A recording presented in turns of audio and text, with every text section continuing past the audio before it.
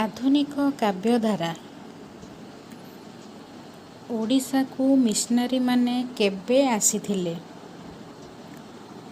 ଉତ୍ତର 1822 ଖ୍ରୀଷ୍ଟାବ୍ଦରେ।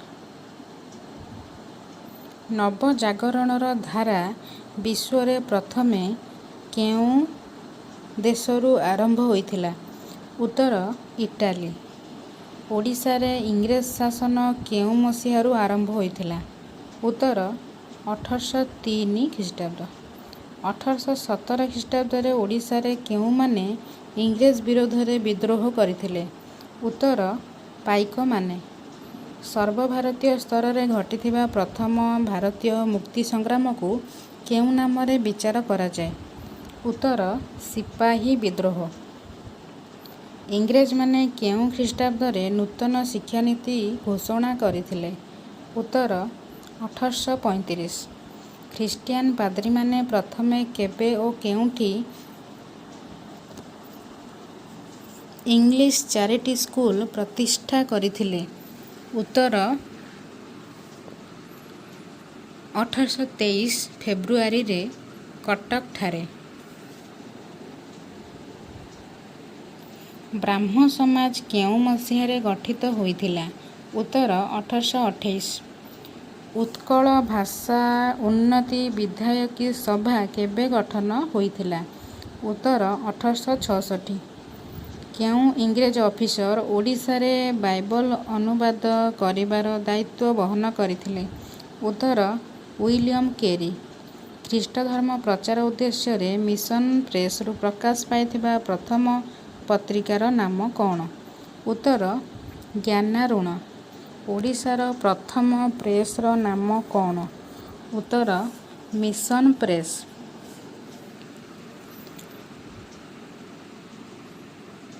1866 ମସିହାରେ ଓଡ଼ିଶାରେ ଘଟିଥିବା ଭୟଙ୍କର ଦୁର୍ଭିକ୍ଷକୁ କେଉଁ ନାମରେ ଅଭିହିତ କରାଯାଏ? ଉତ୍ତର ନଙ୍କ ଦୁର୍ଭିକ୍ଷ। ପ୍ରଥମ ଓଡ଼ିଆ ପ୍ରିଣ୍ଟିଂ ପ୍ରେସର ନାମ କ'ଣ? ଉତ୍ତର କଟକ ପ୍ରିଣ୍ଟିଂ କମ୍ପାନୀ। ଓଡ଼ିଶାର ପ୍ରଥମ ପତ୍ରିକା ଉତ୍କଳ ଦୀପିକାର ପ୍ରକାଶନ ସମୟ କେତେ? ଉତ୍ତର 1866 ମସିହା। ପ୍ରଥମ ଓଡ଼ିଆ ମାସିକ ସାହିତ୍ୟ ପତ୍ରିକାର ନାମ କ'ଣ? ଉତ୍ତର ଉତ୍କଳ ଦର୍ପଣ। ଓଡ଼ିଆ ଭାଷା ବିରୋଧରେ ଷଡ଼ଯନ୍ତ୍ରପୂର୍ବକ ରଚିତ କାନ୍ତିଚନ୍ଦ୍ର ଭଟ୍ଟାଚାର୍ଯ୍ୟଙ୍କ ପୁସ୍ତକର ନାମ କ'ଣ?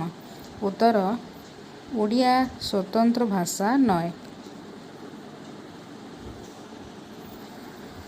ରାଧାନାଥ ରାୟ ଓ ମଧୁସୂଦନ ରାଓଙ୍କ ଉଭୟଙ୍କ ଦ୍ୱାରା ରଚିତ କେଉଁ ପୁସ୍ତକ ପାଠ୍ୟପୁସ୍ତକ ଭାବେ ଦୀର୍ଘଦିନ ଧରି ଓଡ଼ିଶାରେ ପ୍ରଚଳିତ ଥିଲା?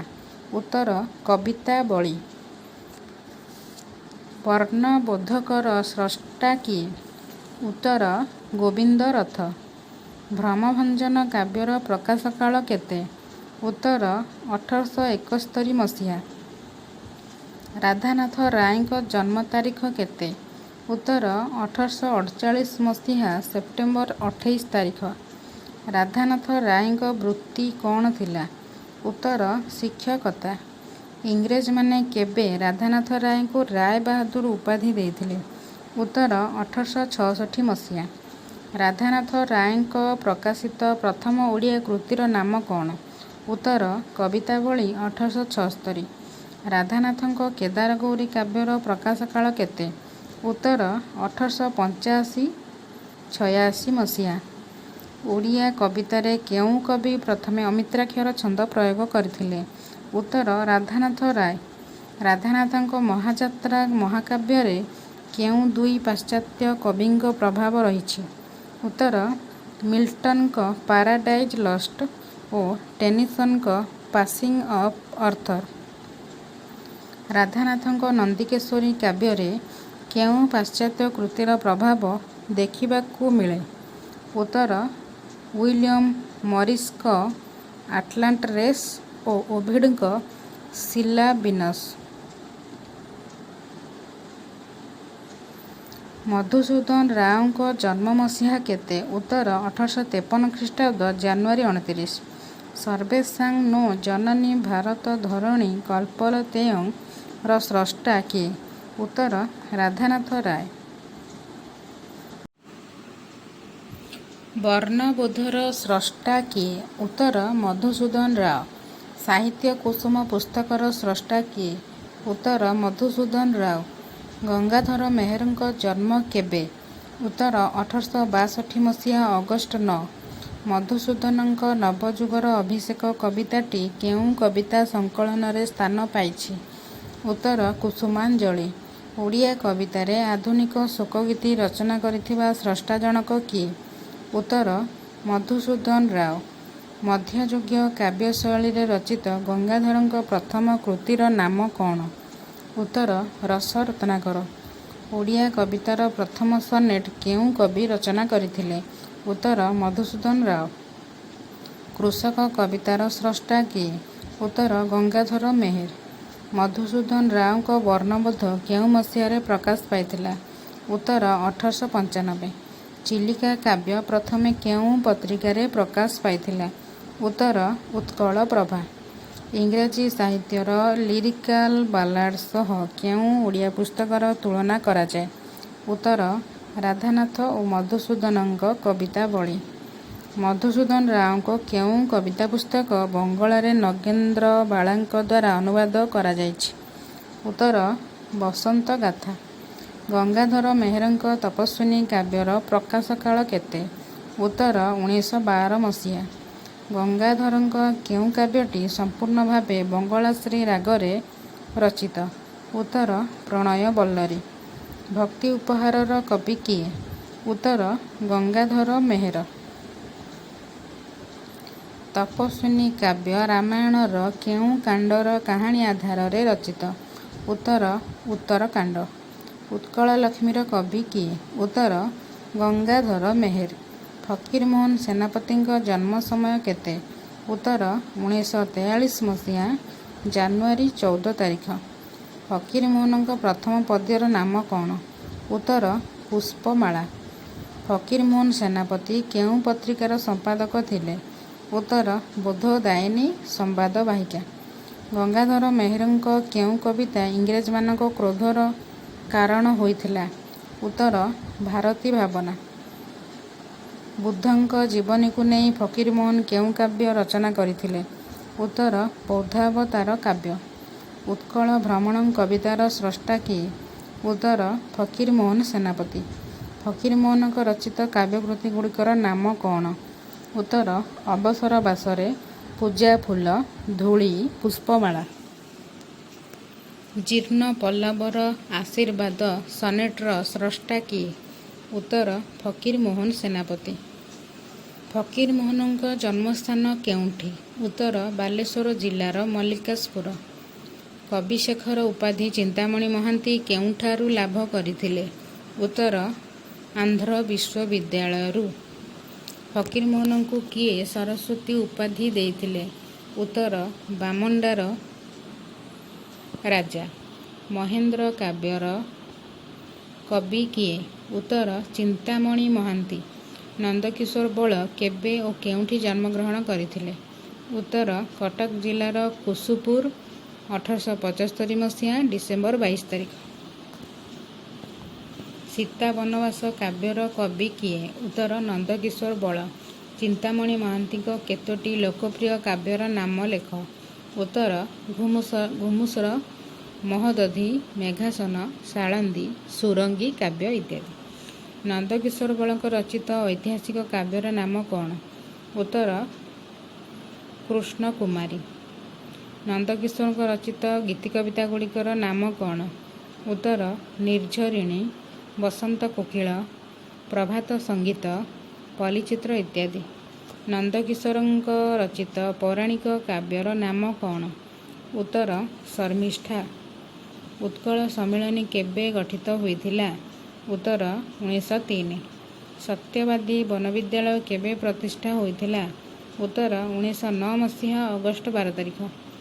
କେଉଁ ସଭାର ସମ୍ମିଳନୀରୁ ଉତ୍କଳ ସମ୍ମିଳନୀ ସୃଷ୍ଟି ହୋଇଥିଲା? ଉତ୍ତର ଗଞ୍ଜାମ ଓଡ଼ିଆ ସଭା 1902। ସତ୍ୟବାଦୀ ପତ୍ରିକା ପ୍ରଥମେ କେବେ ଓ କେଉଁ ପ୍ରକାରରେ ପ୍ରକାଶ ପାଇଥିଲା? ଉତ୍ତର 1914 ମସିହା ମାସିକ। ଭାରତର ମୁକ୍ତି ସଂଗ୍ରାମରେ ଜଗନ୍ନାଥଙ୍କୁ ଓଡ଼ିଶାର ନେତା ଭାବେ କିଏ ଘୋଷଣା କରିଥିଲେ? ଉତ୍ତର ଗୋପବନ୍ଧୁ ଦାସ। ଗୋପବନ୍ଧୁ ଚତୁର୍ଥ ଶ୍ରେଣୀରେ ପଢ଼ିଲା ବେଳେ କେଉଁ କବିଙ୍କୁ ସମାଲୋଚନା କରି କେଉଁ ପତ୍ରିକାରେ କବିତାଟିଏ ପ୍ରକାଶ କରିଥିଲେ? ଉତ୍ତର ରାଧାନାଥ ରାୟ ଇନ୍ଦ୍ରଧନୁ। ଗୋପବନ୍ଧୁ କେଉଁଠି ଜନ୍ମଗ୍ରହଣ କରିଥିଲେ? ଉତ୍ତର ପୁରୀ ଜିଲ୍ଲାର ସୁଆଣ୍ଡୋ ଗ୍ରାମ। ସତ୍ୟବାଦୀ ବନବିଦ୍ୟାଳୟର ପ୍ରଧାନ ଶିକ୍ଷକ ଭାବେ ପ୍ରଥମେ କିଏ ଦାୟିତ୍ୱ ଗ୍ରହଣ କରିଥିଲେ? ଉତ୍ତର ନୀଳକଣ୍ଠ ଦାସ। ଗୋପବନ୍ଧୁଙ୍କ କେଉଁ କାବ୍ୟ ଭାଗବତ ବାଣୀ ବା ନବାକ୍ଷରୀ ଛନ୍ଦରେ ରଚିତ? ଉତ୍ତର ଗୋ ମାହାତ୍ମ୍ୟ। ଗୋପବନ୍ଧୁ କେଉଁ ଜେଲରେ ଥିବାବେଳେ କାରା କବିତାର କବିତା ରଚନା କରିଥିଲେ? ଉତ୍ତର ବିହାରର ହଜାରିବାଗ ଜେଲ୍।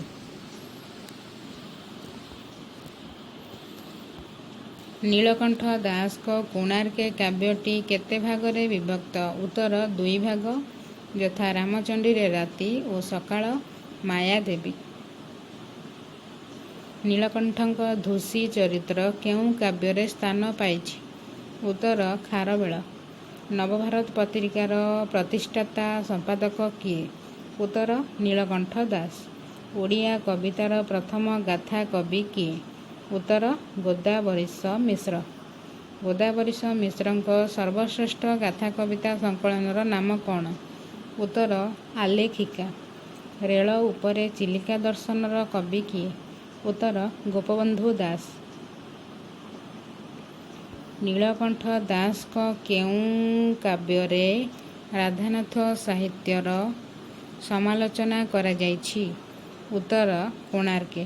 ଗୋଦାବରୀଶ ମିଶ୍ରଙ୍କ ମୃତ୍ୟୁରେ ସଚୀ ରାଉତରାୟ ରଚନା କରିଥିବା କବିତାର ନାମ କ'ଣ? ଉତ୍ତର ଉଜ୍ଜ୍ୱଳ ପୁରୁଷ। ଛାନ୍ଦୋଗ୍ୟ ଉପନିଷଦକୁ କିଏ ଅନୁବାଦ କରିଥିଲେ? ଉତ୍ତର ଆଚାର୍ଯ୍ୟ ହରିହର ଦାସ। ଗୋଦାବରୀଶ ମିଶ୍ରଙ୍କ ରଚିତ ଲୋକପ୍ରିୟ କବିତା ପୁସ୍ତକ ଗୁଡ଼ିକର ନାମ କ'ଣ? ଉତ୍ତର କଳିକା, କିଶଳୟ, ଚୟନିକା, କୁସୁମ, ଗୀତାୟନ, ଗୀତିଗୁଚ୍ଛ। ପଦ୍ମଚରଣ ପଟ୍ଟନାୟକଙ୍କ ରଚିତ କବିତା ଗ୍ରନ୍ଥ ଗୁଡ଼ିକର ନାମ ଲେଖ।